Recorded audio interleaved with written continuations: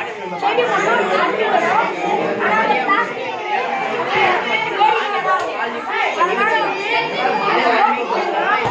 அதை வந்து நம்ம இந்த இதை வந்து நம்ம வந்து கழிவு போய் சேர்க்கலாம். அதுக்கு அடுத்த பிளான் வந்து இதை எடுத்து இந்த பக்கமாக ஒரு எக்ஸ்லேட்டர் மாற்றி இது ரெண்டு குப்பையெல்லாம் வந்து இது வழியாக வரும்.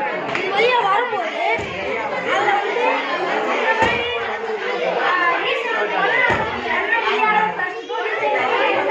முடிகிற பிளாஸ்டிக்கும் தனித்தனியாக பிரிப்போம். அந்த செடி இதெல்லாம் தனித்தனியாக பிரிச்சுட்டு அதை எடுத்துகிட்டு போய் ரீசைக்கிள் பண்ண முடியாத வந்து ரீசைக்கிள் பண்ணுவோம்.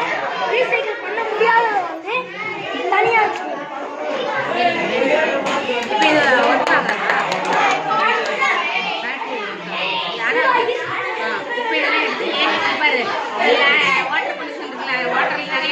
போடுறோம் குப்பையை நம்ம போய் க்ளீன் பண்ண மாட்டோம். என்ன பண்ணுவோம், இந்த மிஷின் இது வந்து போட்டை வச்சு க்ளீன் பண்ணி வாட்டர்